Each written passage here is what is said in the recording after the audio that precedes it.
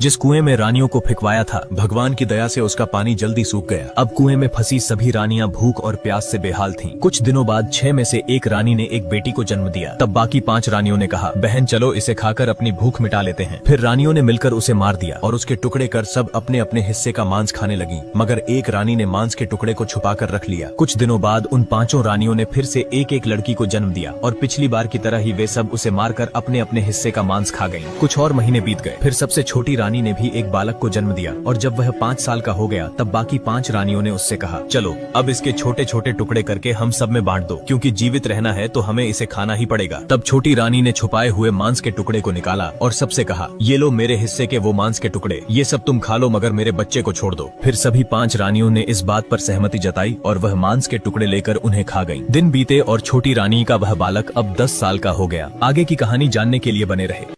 क्यों खा गई रानियां अपने ही बच्चों का मांस। छोटी रानी का बेटा जब 10 साल का हो गया तब सभी रानियों ने मिलकर उसे बहुत संघर्ष करके कुएं से बाहर निकाला। अब वह पास ही के गांव में जाकर लोगों से भिक्षा मांगकर भोजन इकट्ठा करके सभी रानियों में बांट देता। फिर वक्त के साथ सभी रानियों की हालत सुधरने लगी और वह सभी छोटी रानी और उसके बालक की इज्जत करने लगे। उस बालक की सुंदरता ऐसी थी कि मानो कोई राजकुमार हो। फिर एक दिन वो जब रोज की तरह कुएं से बाहर निकल रहा था कि तभी वह चुड़ैल जो महल की रानी बन गई थी, उसने बालक को देख लिया। चुड़ैल को अपनी आंखों पर विश्वास नहीं हुआ और वह समझ गई कि रानियां अभी जिंदा हैं और यह भी पता चल गया कि यही बालक उन्हें खाना लाकर देता है। फिर चुड़ैल ने एक चाल चली और बालक को अपने पास बुलाकर उसने कहा, बेटा तुम भोजन देकर मुझसे मिलने रोज आ जाया करो, मैं तुम्हें बहुत सारे सोने के सिक्के दूंगी, मगर इसके बदले तुम्हें मेरा एक काम करना होगा। बालक ने भी हाँ कह दिया। फिर चुड़ैल ने उसे एक चिट्ठी पकड़ा दी और कहा, तुम ये चिट्ठी मेरे गाँव जाकर मेरे माँ बाप को दे देना, मगर उन्हें देखकर तुम डरना मत, क्योंकि मेरे माता पिता दैत्य हैं और मामा बब्बर शेर और फूफा बुआ मेरे लकड़बग्घा हैं।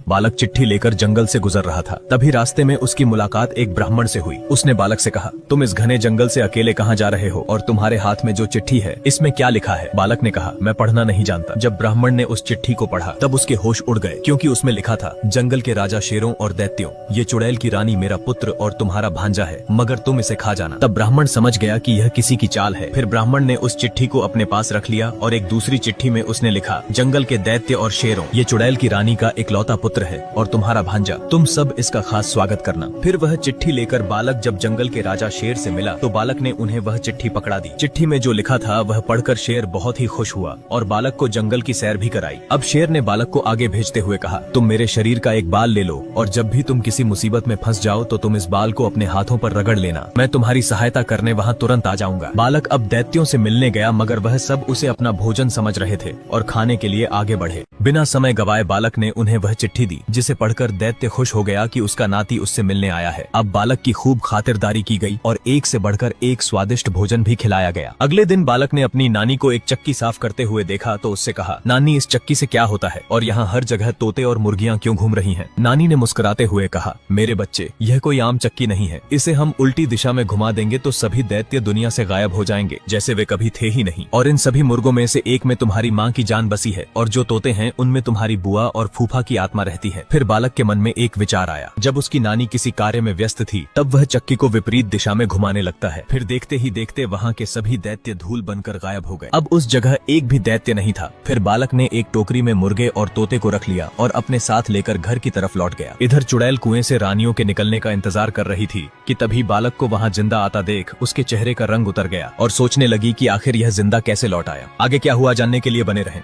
बालक को सही सलामत आता हुआ देख चुड़ैल को विश्वास ही नहीं हो रहा था कि वो अभी तक जिंदा है और उसके हाथों में तोते और मुर्गियों को देखकर वो सोच में पड़ गई, यह तो कड़ी सुरक्षा के बीच रखे हुए थे, फिर ये लड़का इन्हें इतनी आसानी से कैसे ले आया। तब चुड़ैल ने एक और चाल चली और बालक को रोक कर कहा, तुम आ गए बेटा, चलो इसी खुशी में आज रात को तुम मेरे साथ खाना खाओगे महल में, और तुम अपने इन पालतू मुर्गे और तोते को भी साथ में लेकर आना। फिर रात हुई और बालक कहे अनुसार भोजन करने महल के अंदर गया। इधर चुड़ैल सोच रही थी कैसे भी करके मुझे वह तोते और मुर्गियाँ उससे लेना ही होगा। जब बालक उसके सामने आया तो चुड़ैल बौखला गई, क्योंकि वह खाली हाथ वहाँ आया था। फिर चुड़ैल ने उससे बार बार तोते और मुर्गियों के बारे में पूछा। बालक को तो पहले से ही सब मालूम था कि ये क्यों इतना परेशान है। उसने चुड़ैल से कहा, तुम फिक्र मत करो, मैं कल फिर आऊंगा और उन मुर्गियों को लेकर आऊंगा, मगर मैं यह सोच रहा हूँ कि तुम्हें उन मुर्गियों में इतनी रुचि क्यों है। चुड़ैल ने बात को टालते हुए जवाब दिया, ऐसा कुछ नहीं है, दरअसल मुझे मुर्गियाँ पालने का बहुत शौक है, यही कारण है कि मैं तुमसे वह मुर्गियाँ मांग रही हूँ। बालक ने भी मुस्कुराते हुए कहा, ठीक है, मैं तुम्हारे लिए कल उन्हें ले आऊंगा।